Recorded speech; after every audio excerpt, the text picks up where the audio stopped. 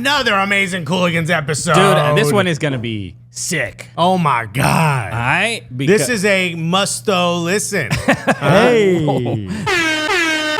Okay, you need 3 horns for that one, bro. Thank you. Because that was a... Crowd goes wild. That was an absolute banger. Yes, Robbie Mustoe of NBC Premier League coverage is going to be joining us in just a bit. Dude, it's crazy. And then that's it. Just the homies coming through. That's in it. studio. Not fun. I was like, nah, we can't do this over FaceTime. No, he was like, why don't I do this? Why don't I dial in? I said, nah, not allowed. Also, we don't call it that anymore. Okay. No, I know you can't use a video on your rotary phone, Robbie. It's not how it works. He got that phone where it's like the one thing to the ear and he's got the mouth on the other.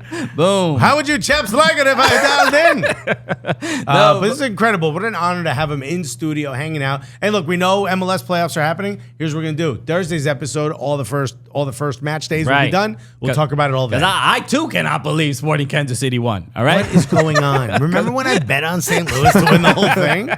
Come on, man. So we will give you all the coverage of the first round of MLS playoffs on Thursday. So make sure you are you come back for that. But yes, Robbie Mustoe hung out with us, and we're gonna be talking to him. Some dope stories, man. A little bit, and it's you guys are gonna be big fans of this episode. Nobody and even does bigger it. fans of Robbie Mustoe. Everybody loves him already, but you're gonna find a way to love him even more. Exactly. You know? All right. So just a reminder, everybody, make sure you subscribe here on YouTube.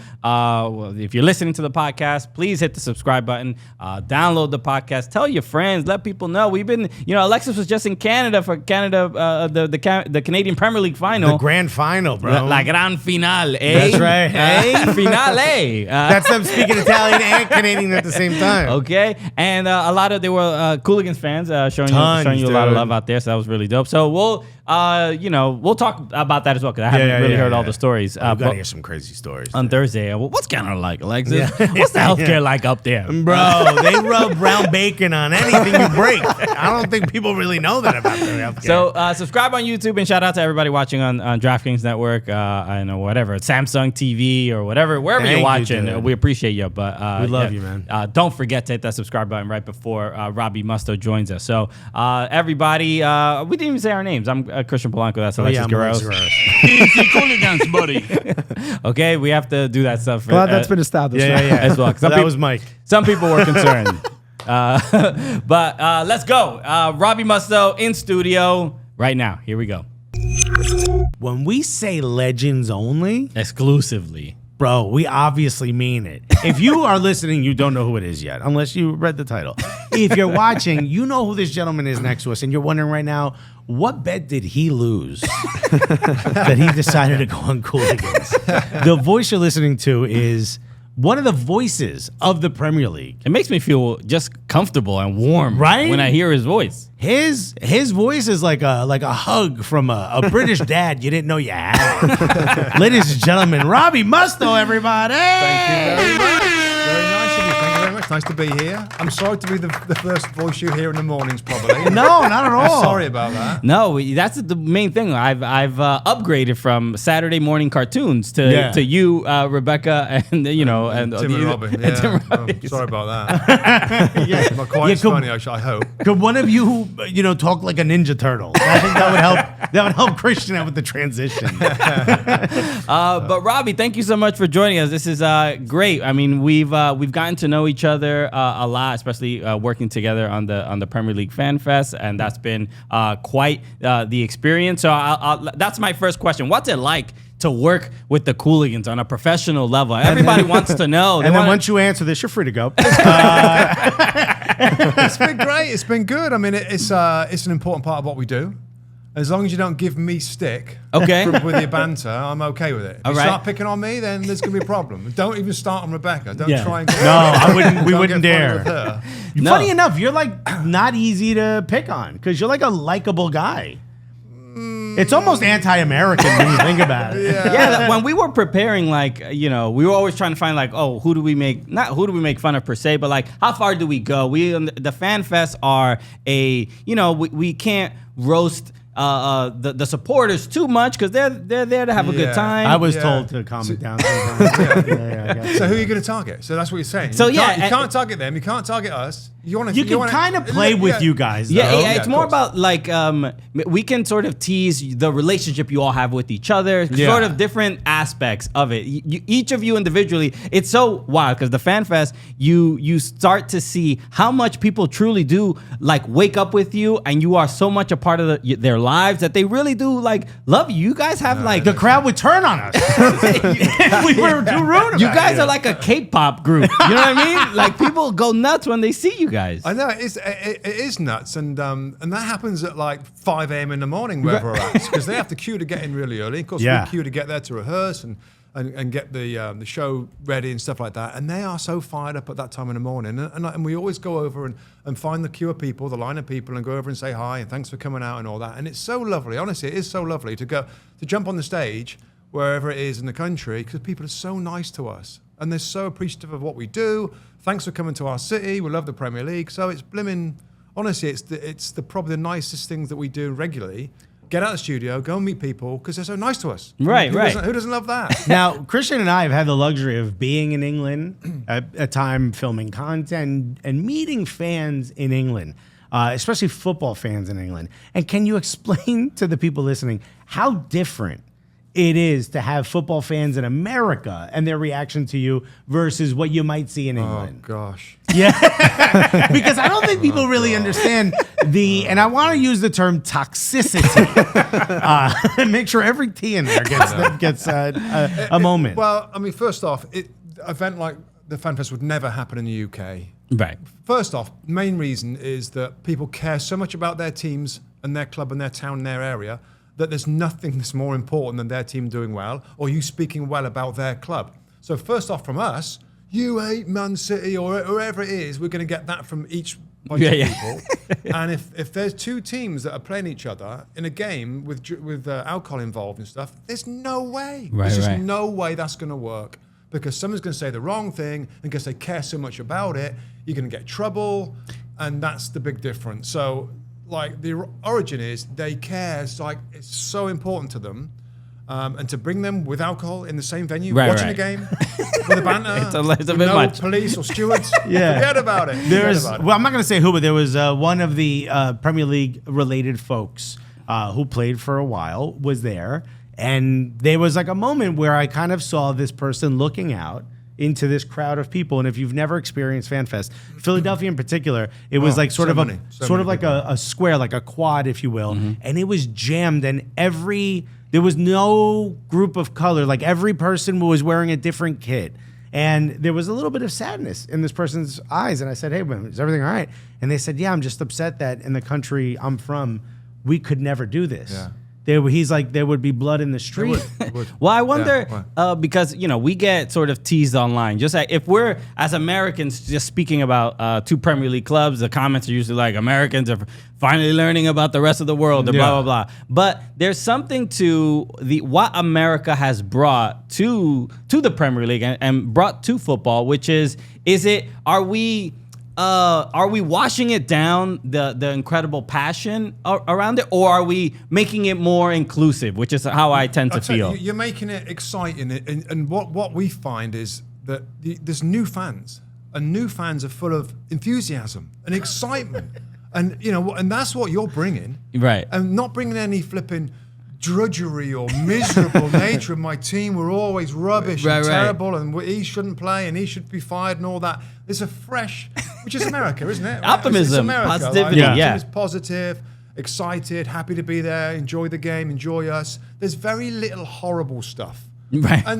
And maybe, the longer we do this, and maybe it changes a little bit, where Americans love it so much, they start getting a little bit more edgy. But right now, we couldn't love it anymore. Yeah. I mean, when we went to Liverpool, we were filming something with Everton, and really the main comment I got from a lot of people where they were like, oh, we're wearing an Everton shirt. They're like, you're an Everton fan? They heard my accent. And instead of saying like, oh, thank you for supporting the club and blah, blah, they were like, why did you do this to yourself? And by the way, some of those were Everton fans. Those were Everton fans. A guy in a pub goes, I know you're not a real Everton fan because you're wearing an Everton shirt. And he goes, no, I'm an Everton fan. He goes, I'm an Everton fan. I'm not wearing an Everton shirt. Why would you do this to yourself? Yeah. No, I mean, that's typical. That's typical. And but they'll never change. You know, he'll joke about why you're an Everton fan, but he'll never change. He'll never go to the red side. He'll go to a different team. So that's a little bit different too, isn't it? I mean, they wouldn't follow players like, with some examples like high-profile players that leave one Premier League club to go to another one. Well, fans ain't going to go with him. Right. I mean, and although that's becoming common in basketball, it's becoming common for like younger American fans because they stick with that team. No, to be a fan of a player, not a team. So that's never going to happen. But it's different, right? They're following them on social media. But in England, I could never imagine someone being like, I don't know, I'm a big Sol Campbell fan, so I'm going to go from Tottenham to Arsenal. I would have never happened. That's never going to happen. That's never going to hapen, no. Well, I mean, like Richarlison left Everton and is begging to score a goal for Tottenham. Yeah, he's struggling. But when I think he scored against Liverpool. And then I think the goal got taken back or something like that. But I was just like, yeah, go Richarlison. He's still a He had a massive celebration. He's sliding shirt off everything. Taking the shirt off, doing damn VAR. But yeah, it is fun and remarkable. That I think that's the one of the things when we were hanging out at FanFest and getting to know you, and I think a lot of people don't really know too much about how you got here and your career and your start and your playing days. I think there's something I don't know if it's your likability, but I think when I first saw you on Premier League coverage, I was just like I wasn't even sure if you were a former player. You were so likable and nice. Well, how's that? There's just something so. You've heard of Roy Keane, right? You don't carry. I'm the opposite. I'm the opposite of him. You don't carry yourself in that way. You have you seem like you're enjoying yourself. There's something about it because when I first started doing TV with ESPN, right, as a producer called Steve Polisi, he's still doing it now. He's a brilliant guy. And I first started doing TV shows and stuff where I got to find the cameras and which camera am I looking at and all this kind of stuff. And he's talking to me in my ear. I literally went home in my car and I'd phone Steve and I'd say, I can't stand this. I hate TV, I'm struggling. I don't know where to look. I got to try because we had to take the question from Derek Ray or whoever it was asking the questions back then, and then look into a camera, and then the timing, had to bring it back to them to finish up the answer, and I struggled. And I tell that story because he said to me, "You're doing fine. You come across as a likable guy." Okay. So I don't know. So that's one thing that kept me going. I'm happy you picked up on it as well, because I struggle with everything else. I mean, like anything else, it is reps. So the more I did it, the more I got used to it, and time, I'm more comfortable. But that's one thing that I don't know. But I did play. Honestly. You did. We have your career. We have your career up here. At Oxford. Oxford. And that's my team. If you ask me who I'm a fan of, it would be Oxford United. And I'm a terrible fan because I don't follow them because my head's in Premier League all the time. But that's where I fell in love with the game by going with my brother to watch Oxford United in a tiny little stadium, really, in a team that was in the third tier at the time, and watch those guys pinging the ball around the field. I was like, wow. Were they pinging though? Were they pinging? They weren't huffing and chasing. A lot of mud getting kicked up. Getting off the ground. Yeah. So that's where it started for me. So I ended up playing for them. Yeah. So I was a late developer in that sense. I was a kid at high school that nobody thought was going to be a player. There was like 4 or 5 that were going to be pros. I wasn't one of those. But I just grew up late, and I got recognised to go and try out for Oxford United, and that's where it started. And I played for them for 4 years, which was great.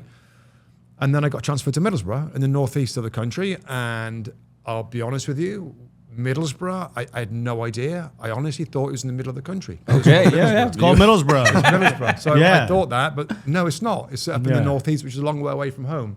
What is it close to? Is it close to Newcastle? Newcastle? Newcastle. Yeah, it's the rival with Newcastle. It's that northeast. Really great place to play football, right. But a long way away from home as a 21-year-old. But it was absolutely fine, and that's kind of where I did my work. Really, I was 12 years there, promotions, a couple of relegations, cup finals. It was just wonderful, brilliant time. Right. I think we don't have promotion and relegation here. Oh, honestly, I feel so strongly that would make Major League Soccer and the whole.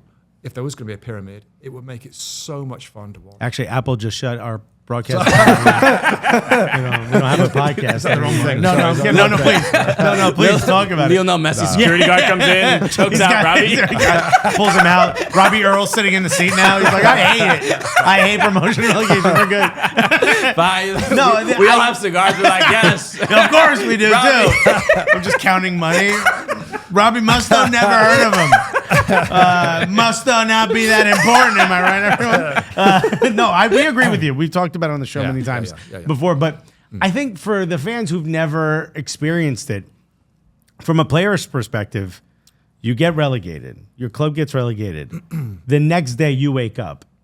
How's that feel? Awful. Your contract's going to change. You're not sure whether they're going to sell other players because they need to trim the squad. But for me, it was, okay, here we go again then. We go again in the league below. So our situation, we had some big-time players at that point. We got relegated with a points deduction, which was... So I won't take that on my resume because we did something. That's relevant to Everton right now. Yeah. Please write that down. He's like, if we had a better lawyer, you know what I mean? We'd still be up. That's literally right. We had 3 points. We didn't show up for a game. Premier League, the Middlesbrough, we didn't show up for a game in the mid-90s or whatever because we had an injury and an illness breakout and we can't field a team. Premier League. Right. Oh, okay, yeah. And they say they got assurances it's okay. So we didn't show up at the game. Blackburn away. And then the Premier League then after was like, well, you shouldn't have done that. You broke rules. 3 points deducted. Wow. And we was having a struggle over the season anyway. Yeah. Saying that, we reached 2 cup finals, which was random, weird. League Cup final and FA Cup final in the same year, and we got relegated. Anyway, we got a big QC in terms of the lawyer, thinking we could get the points back. It's going to take us away from the relegation zone. Well, we lost the appeal. 3 points stuck. We got relegated by 2 points. Oh, brutal. Wow. So that's not, has nothing to do with me. Yeah. Has nothing to do with me. So I don't. I put in the tackle to maintain those points. But anyway. You're at the market being like, don't boo me, boo the out of me. Exactly. The manager and the chief executive. But we bounced back. So back to your point, the question, you got to get on with it. We had Juninho, we had some fancy big time players that left because we got relegated. And the steady Eddies. Juninho Juninho was our best ever player. Dead ball specialist. Amazing. Yeah, little dude. I mean, honestly, as tall as this table. Really? I'm not joking. Well, I am joking, but he's so small you wouldn't believe it. But literally, his probably legs were like that. He had little legs. Might be the greatest dead ball specialist of all time. He was brilliant. And sadly, Olympic Lyon, if I'm not mistaken. Yeah, wasn't it? No, it was. Well, there's so many Juninhos, by the way. So Yeah, he went to Atletico Madrid after us. But he became a legend at Olympic. No. We're talking about the same one. No, it's a different one. Oh, okay. Yeah, because there was a LA Galaxy Juninho was good at free kicks as well. Yeah. So I think there's 2 Juninhos that are good at free kicks. Yeah. We're the little dude. The one I'm talking about, I think, went No, 6 months to Red Bull. It's crazy how many Juninhos there were. Yeah, but that's not our... But that's incredible. Yeah, I think people don't realize that we were talking to a player that was in MLS and then moved to the Mexican League, and he was talking about how after a loss, he was like all sad, and then he had played in MLS. So then he was like, "I'm gonna go to a restaurant," and he went to a restaurant. And when he came back, people were like, "You left?" He's like, "Yeah." And the other players were like, "Don't leave after you lose. You cannot leave your home." I can't imagine what after getting relegated that might be like, especially in a town where everyone lives and breathes. The whole town is depressed. It affects the whole town massively. Yeah. And everyone's miserable, but they all pull together because that's what English fans do. I mean, and this goes back to the Everton fan who's fed up and why are you supporting my club? Because it's a grind of to be a fan of, particularly of a club that goes up and down. You get excited, you're back in the Premier League, and then all of a sudden, whatever happens, the team's not very good. The Premier League's kind of hard to stay into. It's kind of good. So then you rally again and you go again. And we went straight back up again. Yeah. So small clubs are struggling to stay in the Premier League, right? You look at Sheffield United or Manchester United, it's just really tough. I mean, you got to toss them some support. They need it. They should get, I don't know, maybe some help. Well, I loved your sort of breakdown of on this weekend about Everton and their possible 12-point deduction. It's because you know now why, because I've been there. Yeah. Point deduction. So it was very sincere, and was it just Robbie with sunglasses going, lawyer up, lawyer up? I've been here, kid. Get a mob lawyer. Get somebody who's going to defend you. So we were sort of making jokes about it, and I'm trying to have some of make it a little bit lighthearted. But it is Everton. I think the win against West Ham probably had a little bit something to do with all this news, right? There is definitely a fear that this could happen, but this idea that the Premier League, like I say this all the time. I'm in this Everton group chat of all comedians in Liverpool that are all Everton fans, right? And I got into it somehow. Wow. It's just like, that's crazy. So I get like this. By the way, like 3 days into the group chat, he's like, I get a feeling that they all hate Everton. There's such negativity around it. I don't know if they love Everton more than they hate Liverpool. That's kind of the sense I get. But a lot of it is they sort of call out the hypocrisy of essentially kind of implying that this penalty would be way too harsh and would that they're claiming that the Premier League is trying to set an example of this club by I don't know, whatever they did with coming down real harsh on them? Losses or whatever, but and not going at Manchester City the way with all these charges. Like, is it as simple as that they need to word things differently? Like if a better lawyer can explain themselves a little bit better, that they could get away from such a harsh penalty, or is this the future of how the Premier League is going to be policed and the records are going to be kept and things like that? That's more likely, more accurate. They're very, very, very, very different cases, Man City. So I think these sustainability and whatever the name of it all, financial fair play, the whole idea. But they got the Premier League got their own profitability name. and sustainability. Yeah. So I mean, without bringing the podcast out, 3 years you're allowed to lose 105 million pounds. They've lost 370 million pounds, so they're way off of that. So it's a 3 year. It's by kind a of hair. like So that's a very simple case. Here it is. Here's what they've done. They can try and mitigate that. Well, we had COVID and everything else, which they're going to fight that. Mm-hmm. But that's theirs. Man City's is over like a flipping 10-year period, and it's not complying with rules and very different rule breaking they've done. More serious, like potentially more serious, like alleged and all that kind of stuff that we have to say. But it's very different to, this is our policy, and we're going to check on everybody now. Oh, Everton, you're way off. Like, this is not good. This is why these rules are in place. Yeah. So I think that's why it's a different case. It really is kind of different. But it's the first thing that people, social media, are like, what about Man City? How are they getting away with it? And we've got no idea when that's going to get pushed through, which is incredibly annoying because we all want to enjoy City for what they've done. But if they broke the rules way back, I think it's up to 2018, was it like a 10-year period or something? Yeah, all sorts of different things, paying coaches to be consultants for other businesses, and all these weird things that they've been, and not giving the data for and not complying. So it's complicated. They'll fight it. They got a lot of money, so they're going to get very expensive lawyers or whatever to try and help them. And this Everton case, I think it's so different. Okay, it's the 3 year rule. This is the 3 year profit thing, and you're way out. So I understand the Premier League sort of like, this is what these rules are here for. We don't want clubs going crazy. Now the strange thing was, and did I say it on air? I think I might have said it at the weekend, is that you wouldn't expect a team to be near the relegation zone if they've spent irresponsibly. Everything has spent so much money. Christian. Isn't that weird?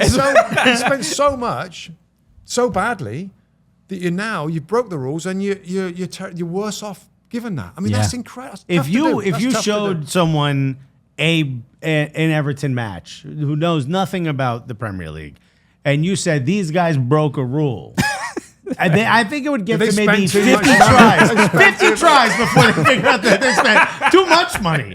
This seems like the rule is they didn't spend enough. They didn't hit the minimum. Well, the players need more money. You've seen those 11. They need more money to be more motivated to succeed for the club. You should have paid them in jewels, man. I wish the Premier League would be like, I feel bad for Everton. Just we'll let it slide. But no, I mean, obviously that's not realistic. But you're so bad. We're giving you 12 points, bro. Can you try to stay up? Look, it just highlights just the issue. I don't know.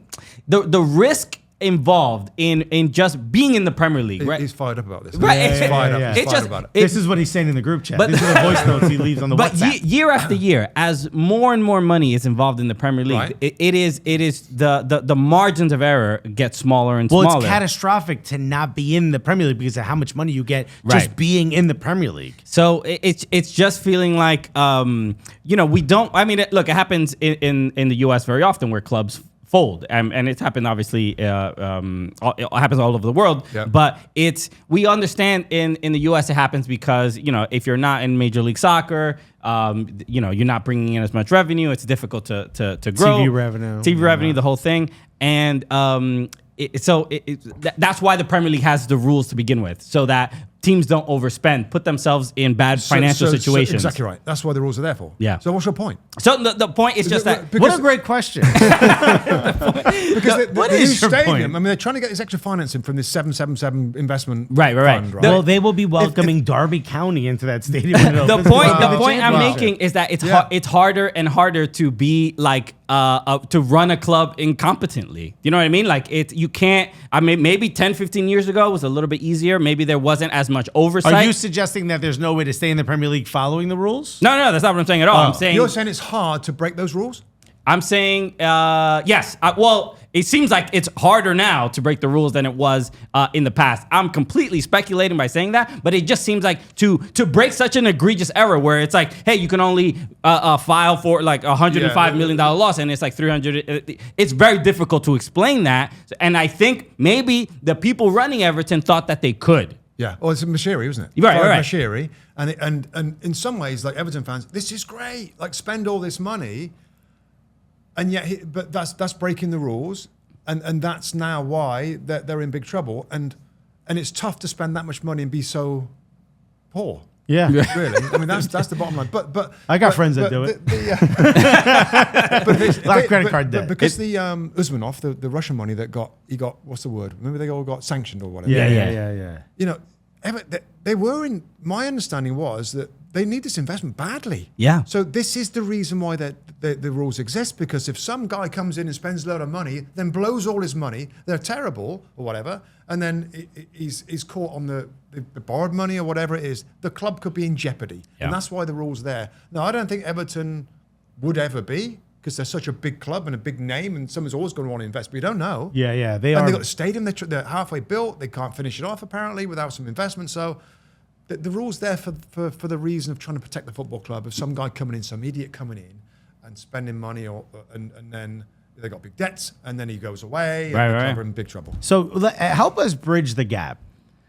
Let us understand the idea that the British public has with what owning a club is like. Because for Americans, the owner, there's something that somebody mentioned which I thought was really intriguing, that when an American team wins a championship, we will typically call it a world championship because we don't care about the rest of the planet. Yeah. But like say baseball, you win the World Series, Yeah. the owner is handed the trophy first, and they celebrate with it, and then it hands to the team. Yeah. In England, the owner's up in the box. Yeah. The owner is separate from the team, almost so always different. hated. So different. But the idea that an owner, to us, this is so, I know. we don't get it. The idea that an owner, it's almost bad if you've made a profit. Oh, don't. You can't make a profit. You can't take any money out of the club. But here's the thing. Why would anybody buy a club if you're just going to lose money? Well, or spend your money? I just don't can it be like a You're good business investment at all? You know no, what it I mean? cannot. It cannot. Interesting. You don't want it to be. Or Well, you suggest is that? it a Are you saying theoretically it can't, or you're saying no? It goes against the spirit. I'll tell you who's making a lot of money and have taken money out. So I say you can't take money out, but you can, and people have. The Glazers of Manchester United. Yeah. Which is where I was going next. But go ahead. But they've taken Manchester money United out. are their debit card. They're going to sell that club. Well, they're not going to sell it, but the valuation of 6 or 7 billion, I don't even know if it's pounds or dollars, I don't really care. Yeah. Pounds, yeah. But it's like they bought it for way. So they are going to make a lot of money, but there isn't many of those, and they're hated Yeah. because anytime they take out these big dividends, the fans are going to demand you put it into the squad because they're there and we're not the very best. Unless you're the very best of the very best, maybe the fans will be okay with the owners making some profit on it. It's just not. I always say to people that some about buying a football club in England, you're not going to make any money. You know that. You just know that. You won't be allowed to make any money because the fans will always want players, and they'll always, it's just. I think about Randy Lerner that went into Aston Villa. There's more examples of Americans coming into Premier League football and having a terrible experience. The guy Ellis at Sunderland. Yeah. I mean, you are gonna lose money. So why would anyone do this? It's just, I don't know. You're like, I got no clue. Well, if you want to be the man at a club, but every owner's hated. What owners loved? Well, the local guy. So my club, Middlesbrough. The owner, Steve Gibson, is a local business guy. And that's why they're not in the Premier League. Yeah, well. You either need oil money or an American who wants to bleed your club of its assets. But if those are the two options you have. Yeah, the poor local guy that just wants to see his club, that's back to your, why do they do it? Well, if you've got that amount of money and you've been a Middlesbrough fan all your life and you're Steve Gibson, I want to own the club. And I'll put all my profit from my business and I'll lose that profit in my football club. So that's how that kind of works. But now the Premier League higher echelons of that and the oil But you understand how that's not sustainable. To ask more and more millionaires and billionaires at this point to continue to lose their money so that you could celebrate. You understand? Yeah, I know. Maybe there's in England that's just understood. Hey, if I got all that money, I could lose it all in this club. Yeah. Maybe that's okay. I just don't understand why fans expect that. Which brings me to Newcastle. Oh, sorry. Brings me to they're just fine. It brings me to Manchester United. Okay. I don't even care about the owners. Just the product on the pitch that we've seen week in and week out. The disdain, the lack of Old Trafford being a fortress, bro. When you played in this league in the early aughts, they were this monolith that couldn't be beat, mainly because the refs would give them as much time as they wanted after the match, but after the 90th. But talk about just the juxtaposition of what you used to witness firsthand and what we're seeing today. Well, first off, I mean, that team that I played against in the 90s, Ferguson's, Beckham, Giggs, Scholes, Keane, that kind of, Stam, that Schmeichel. I mean, just standing in the tunnel, looking at these guys. And by the way, I just felt towards the end of my career, players were getting taller. Yeah. The size of these guys. Yeah. So that next to Juninho, you're like, whoa. Yeah. You're like, Juninho, stand up on your tippy toes, bro. We're trying to intimidate these guys. So those days were amazing days. And they, for us, or for mid-level teams and below, it's a special day to go to Old Trafford. But and actually, it's randomly, gotten more special because now you win. Because we actually did win there a few times, actually, randomly. We were the last team to beat Man United when they won the treble in '99. Oh, wow. Random fun fact for you. Yeah, so we were the last team to beat at Old Trafford. And that was a day where all their players surrounded Durso, the referee, and they got in big trouble because he gave us a penalty and Roy Keane's neck's popping out to try and kill the referee. But anyway, so amazing. Sir Alex Ferguson's was, you'd see him come out of the tunnel, and this, it was a thing. It was a feeling of, wow, this is it for English football, really. Now, where do I start? Well, you look like Eric Ten Hag on the sideline right now. Yeah, tactic. Yeah. Well, it starts from the very top. It starts from the ownership, doesn't it? So I've said on air that it wants ripping up. Is this not just the safest thing for an English person or someone with an English accent to say? Like, you're not going to get lambasted in the comments if you say it's the ownership. Oh, but what, for me to say that? Yeah. I mean, yeah, but I feel that's the truth. Yeah, I feel that's the truth. It's the ownership. Well, because the owners make the selections beneath them. Okay, mm-hmm. So the owners recruit the CEO, the directors that are going to organise the stuff. My thought is, owner, you should have a director of the sporting side, the football side, and the commercial side. Ed Woodward is brilliant commercially, banker, and yeah. And yet he was doing the football side. Doesn't know what he's doing there. Doesn't know what he's doing. Yeah. Well, that's like if I was recruitment. If you show up to a nutritionist and you got me sitting there and I'm like, hey, Robbie, we're gonna make an extra healthy, you'd be like, I think we got a mistake. I think this guy's supposed to fill the vending machines. That's the Ed Woodward in the footballing. So there's been that, and then they gave that responsibility to a guy called John Murtagh, who's a inexperienced director of football. So the football side of it, so the recruitment has been awful for many, many seasons. You can go back, and I haven't got my list here now, but the most expensive signings of Manchester United over the last decade, you go through that list. It's a shocking list. It's like Paul Pogba. Yeah. You got Harry Maguire. Maguire was there. Sancho. Anthony's there. Obviously. Sancho's there. You go back further than that. There's other players that I can't think of right now. Sebastian Veron was an expensive signing. So players that haven't really done it, but more like in this last decade, I suppose, the recruitment's been the worst part. And who's hiring the CEO or the director of football? It's the owner, isn't it? Mm-hmm. So unless you get an owner that really wants to win, then I think, again, this maybe is unfair, but the ownership, the Glazers and stuff. How was our profit and loss? We're doing okay. How's our share price? Okay. Where are we in the league? We're Champions League. Oh, that's good. And that's it. Now you get an owner that wants to really, really win, like Abramovich at Chelsea in those years. We're not. He's lost 5 games. Boom. Next. We want trophies. We want to win. So I have to go to the very top, because if they want to win, you've hired everybody below you. Get better people, and then that goes down to the director of football, the manager, and the players. We need owners that are obsessed with Football Manager. Like absolute nerds. Yeah. That really know every in and out. Staying up at night. Have you heard about this 12-year-old in Costa Rica?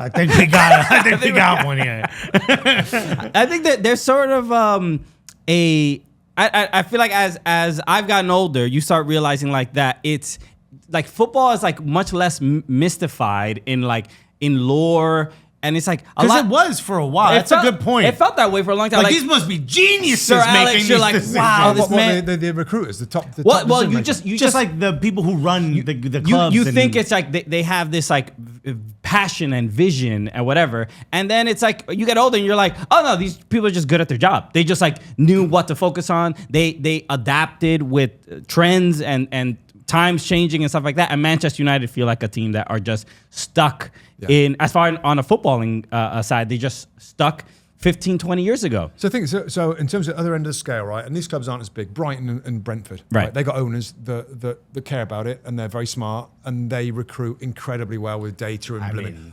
they've got algorithms, and they've got... Brentford is a completely different animal, though. They got rid of their academy. Yeah, they only have a B team, which 17 to 21-year-olds playing there. Which they trust their recruitment mega computer, to pick out these players from all over the place.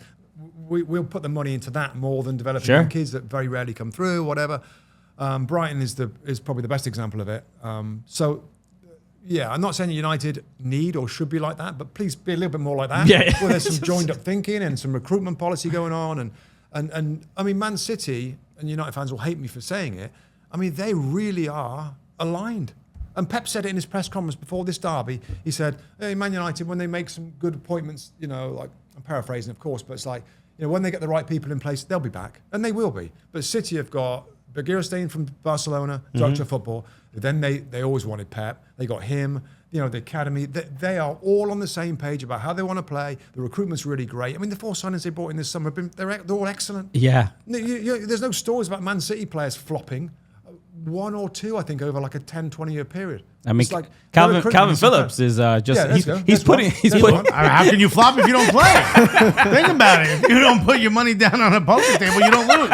It's genius. Yeah, but there aren't many that don't play much. Right. I do want to ask about this season and just your initial thoughts. We are 10 matches in. Tottenham are at the top of the table. Incredible. This is that's not going to last. I mean, I think it might.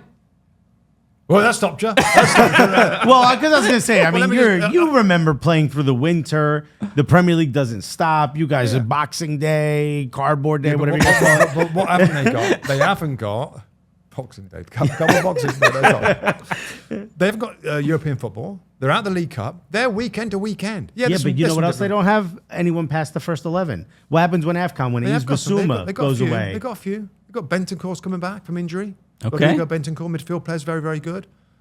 All right. That's why I have my notes. I got it. But anyway, listen, if everybody stays fit, which is a massive if, right? They got a few people to come in to support. They got no midweeks. They can rest, recover, plan, prepare for every Premier League game really well. And why not stay there for a considerable period of time? How about stay there for 250 days and then watch City take it over? As an Arsenal fan, I had to watch that. I mean, it would be quite. I mean, if Tottenham managed to pull this off and actually be at the top of the table at the end of the season, I mean, what would that? I honestly think a magnetic field won't allow them to hold the trophy. They'll be like trying to get it. Well, Leicester did it. Leicester got it. I mean, it's the same sort of thing, is it? I mean, with even more so Leicester. I mean, I was in a shoe like they ain't staying there. There's no chance they're staying there. And of course, they went all the way. And Spurs, you're like, could they? Could they? So go to their next matches. Go to their next matches because they do have a. I'm not just. They had a fairly easy, I think. Yeah, a little bit. Okay, what's coming up? They have Chelsea. That's on Monday. I'm in for that one. That's all right. Yeah, we're looking at Robbie's work schedule. Yeah, right. Chelsea could be an easy match. Wolves beat City, if I'm not mistaken. Wolves Yeah. Aston Villa on the come up. Really Unai Emery looking really good. Yeah. City, there's tough. a chopping block. West Ham could play it tough. Newcastle, amazing. Nottingham Forest, there's an easy weekend. You know what I mean? No disrespect to the American goalkeeper. I mean, that's a pretty tough run up. I think we'll see who they are. We're going to see more, yeah. Yeah, we'll see. I think you loved it, and it'd been nice. I'm an Arsenal fan. Are you an Arsenal fan? Yeah. Oh, God.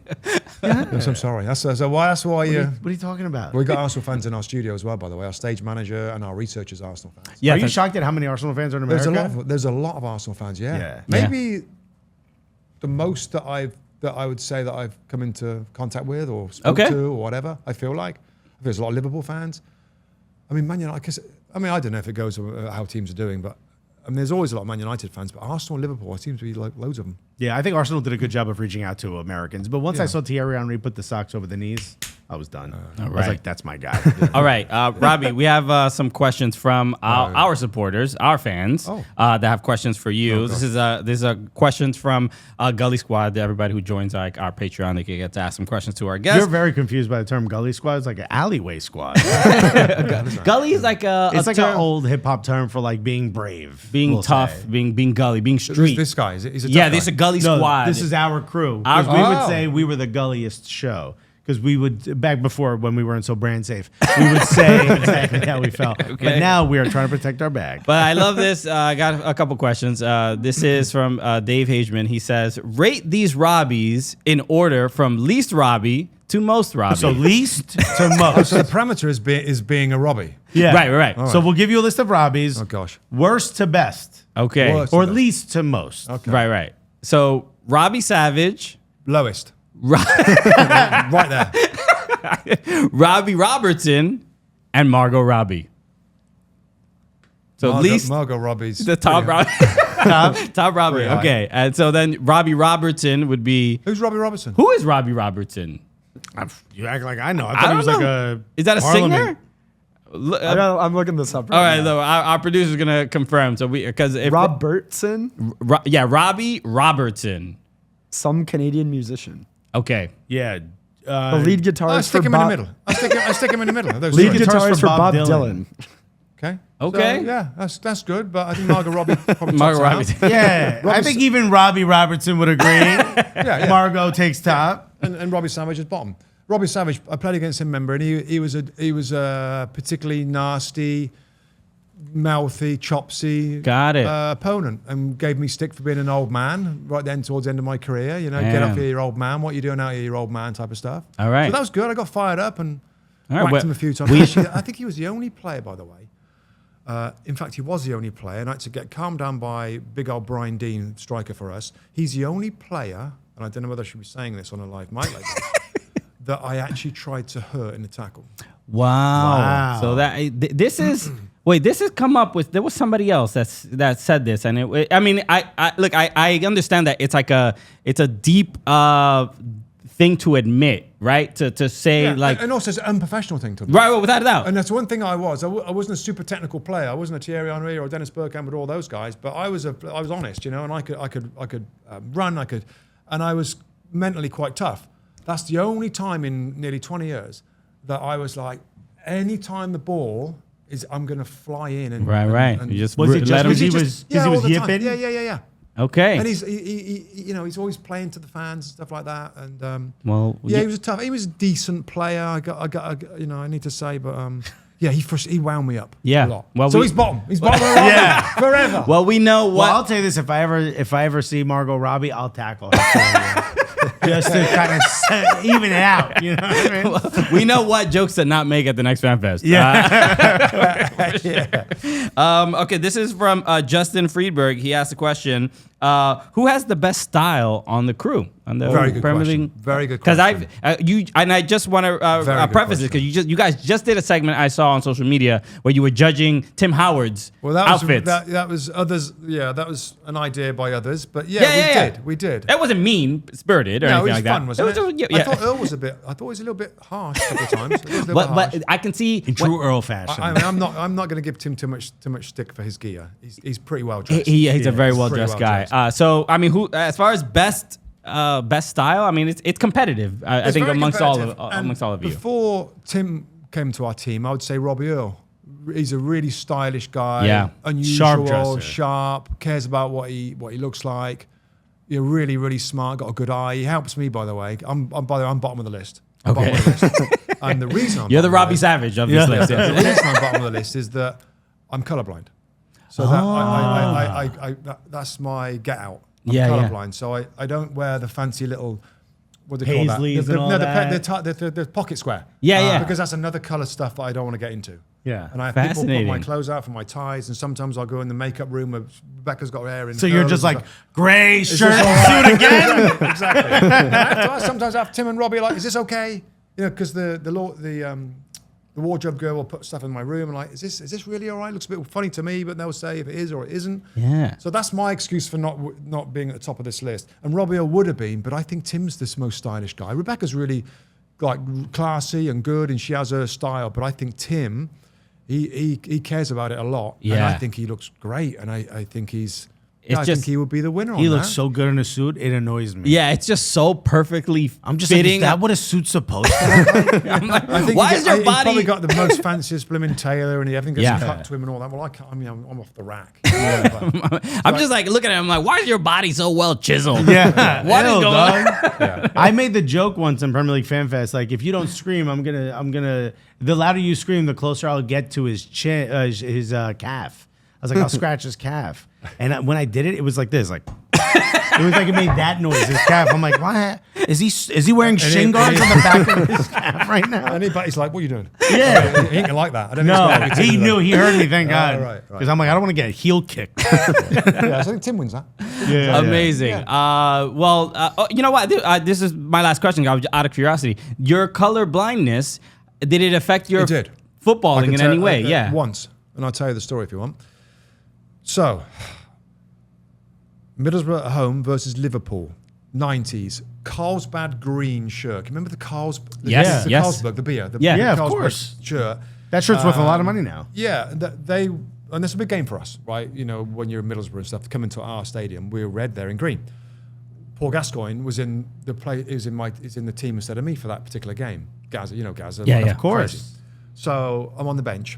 Gaza does something stupid. He tries to knock somebody over the head and breaks his arm or something. He does something like early, like after about 20 minutes, and we have Brian Robson, very famous Man United legend, and our manager at that time, go and warm up. So I'm warming up, and I'm sort of doing my stretches. I'm looking across the pitch. I didn't really think about it before. When you warm up before the game, you've got tops on and stuff like that, and I'm stretching. I'm like, bloody hell. I'm struggling to see the difference of the shirt colours here on this red and green, which is the worst for colourblind guys, really. Yeah. So I'm like, this is all going through my head really quickly. And of course, the fans are all like, go on, Robbie, go and get him and all that. And there's 35,000 people there. It's a big, big game.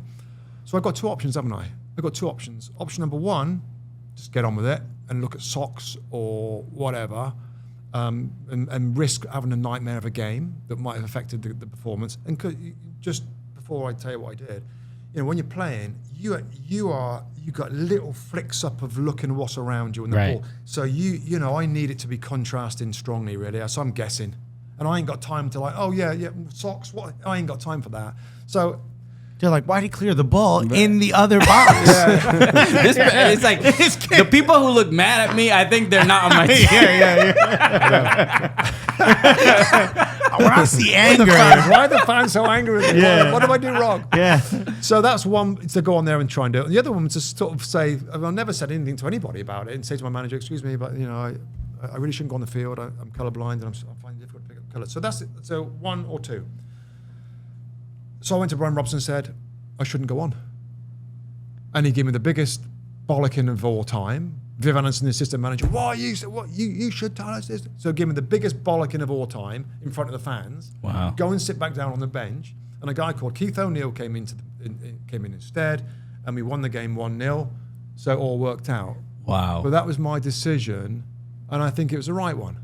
Without Did you have to explain that afterwards? Yeah. press conference? Was it a just media the thing? manager. No, Okay. I can't remember them picking it up. Wow. But it's the one time, because mostly it's like, it's red and blue, or it's white and black and white stripes, or red. So it's very rare, but that was the one. That Carlsberg green shirt was a nightmare for me.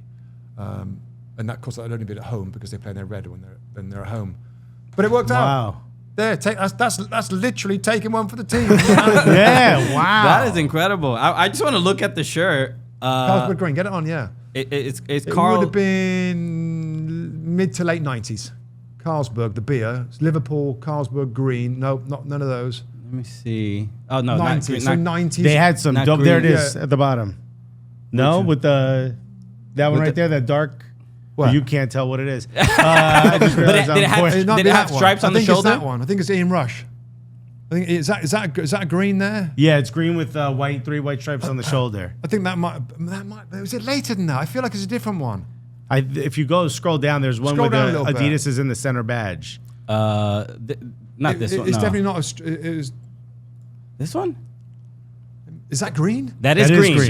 So I can't even tell what color it is. No, That no, is but it. That's going to I be. wonder- What do you see? Do you see gray? I see a reddy, greeny, browny color. I don't really see a color. I just can't put a name on a color. Yeah, it's tough. Yeah. I mean, you asked me. That's 1992. Oh, okay. All right. I mean, but it was something similar to this, at Something least. similar to that. Yeah. But I get the idea. All right. I mean, this is it's Can you fascinating. imagine what sort of player I would have been if I wasn't colorblind? Fantastic. Oh, I was just saying that before you got here. I know. Did you think that? I'm like, yeah, he'd be playing in the Saudi League right now. That's how good he is. Robbie Mustoe, this has been an absolute It was honor. fun, man. Thank Man, you so much I for feel doing like that. I feel like we got like such a small sliver, man. We Yeah, can go I know, for I know. you're hours. welcome back I know. anytime. Anytime you're in the city, you're welcome Totally. by the studio. Everybody, obviously, if you do not have see Robbie regularly on weekends, make sure you do that on NBC, on USA, on Peacock. And we have for a little podcast, and tune into our little podcast, the Robbie's. Robbie's podcast, where we go over the weekend storylines, not such a funny way, but we try and. No, but I like it. What I like about it is it's two English voices, but you're not. You're doing it from a much more Relaxed, and we're relaxed. selling it. Yeah, We're but Yeah. it's going also back and like forth. it feels a bit more positive. It feels like you guys have been influenced by America a little bit. Yeah. slightly more optimistic. These the two Robbies are two British uncles. Yeah. Okay, that you guys are just like a part of how I think a lot of Americans consume the sport and have been introduced to And the we're top sport. of your Robbie's list. We will be Oh, top of your Robbie's list. 100%. Above Margot. Really? Yeah, because remember I tackled her. That's what knocked her down to third. Okay, I'm not hurting Margot she's Robbie. Barbie and crutches. Yeah. Crutch Barbie. Anyway, Robbie Mustoe, thank you so much for joining us. Seriously, You're an welcome. absolute Enjoyed honor. it. It's a real honor. Love you guys. All right, Thank you take very care, much. brother. Thank you. Robbie, we've been Mustoed. Yes.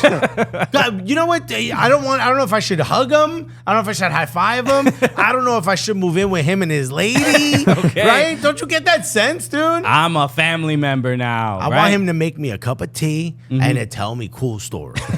And he has and we just kind of scratched the surface. Bro, he comes up on a crazy story without even thinking about it. He's like, oh yeah, did I tell you about that time I defused a bomb? And we're like, what? Whoa. He was like, it was the 83rd minute. I'm like, how are you doing this during a game? Robbie, I think this is the plot to Die Hard 3. But He's like, did I ever tell you when I tried to steal the Constitution? I'm like, I thought that was you, dude. no, but absolutely amazing. We got to get Robbie back on. Maybe the two Robbies one day. Let's get both Robbies. Who knows? dude. Double the Robbie. Whoa, it's in your search history. Two Robbies, one pod. Yeah. Oh, damn. Oh boy. Man, this coffee stinks.